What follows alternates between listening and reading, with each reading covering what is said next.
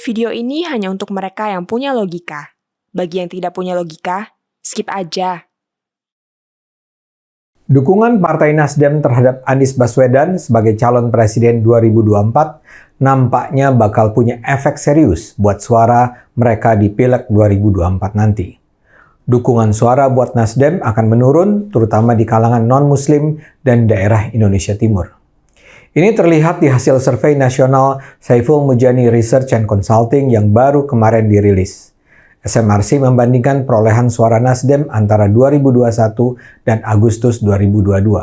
Harap dicatat, survei kedua itu dilakukan pada Agustus 2022 loh, sebelum Nasdem secara resmi mengumumkan bahwa capres mereka adalah Anies. Tapi waktu itu kan sudah terdengar isyarat bahwa Surya Paloh sudah semakin mendekat pada Anies. Jadi lumayan valid lah untuk menggunakan hasil survei bulan Agustus ini. Bahkan kalau saja survei dilakukan sekarang, sangat mungkin hasilnya lebih tegas lagi. Tapi kita gunakan sajalah hasil survei ini. Ada beberapa hal penting.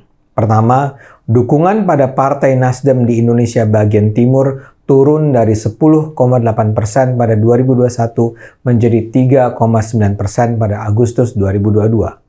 Sementara pada periode yang sama, dukungan pada Nasdem di provinsi dengan penduduk terbesar Jawa Barat belum mengalami perubahan berarti dari 0,4% menjadi 1,7%.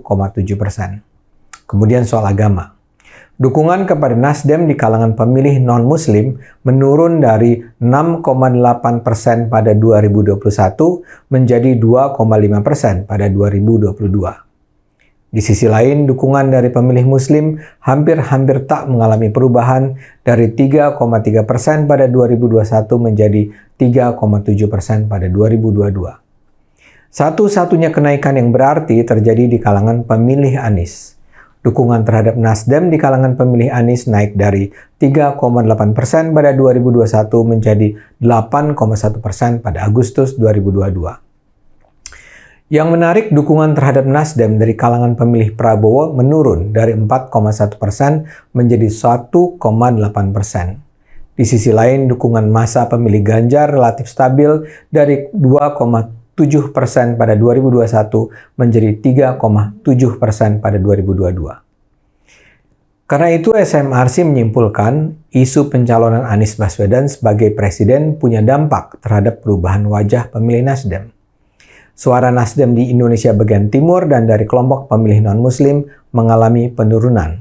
Sementara belum terlihat ada penguatan dukungan yang signifikan untuk Nasdem dari Indonesia bagian barat dan kelompok pemilih Muslim.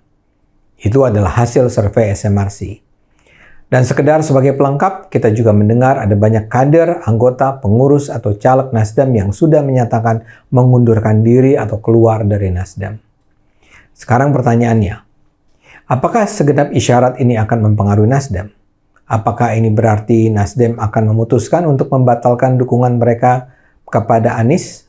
Saya rasa tidak. Di satu sisi memang mungkin perolehan suara legislatif Nasdem menurun.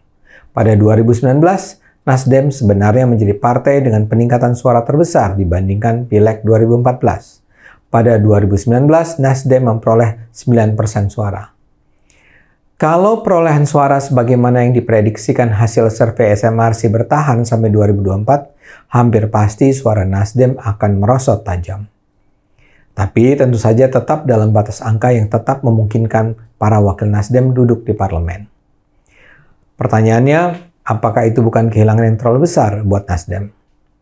Saya duga Nasdem punya perhitungan lain.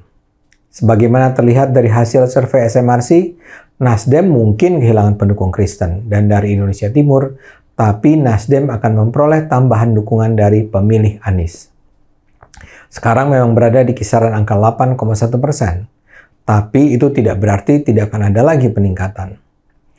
Tapi yang lebih penting bagi Nasdem adalah bukan soal Pileg, tapi Pilpres. Seperti saya katakan di video saya sebelumnya, sekarang ini kontrol terhadap Anies berada di tangan Surya Paloh.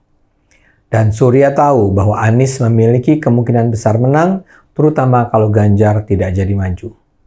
Jadi bayangkan kalau sekarang Anies menang, sementara Surya Paloh akan menjadi kingmaker-nya. Itu akan menjadi aset yang sangat besar bagi Surya Paloh untuk memasukkan nama-nama kadernya ke posisi-posisi menentukan dalam kabinet Anies nanti. Dan juga untuk duduk di posisi Jaksa Agung, sebagaimana yang terjadi pada 2014. Surya akan berada di pusat kekuasaan.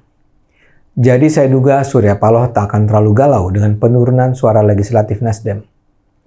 Yang terpenting, Nasdem akan berada di pusat kekuasaan Indonesia.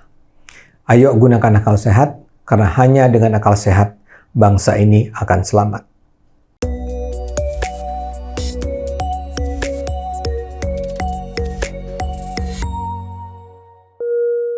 Video ini hanya untuk mereka yang punya logika. Bagi yang tidak punya logika, skip aja.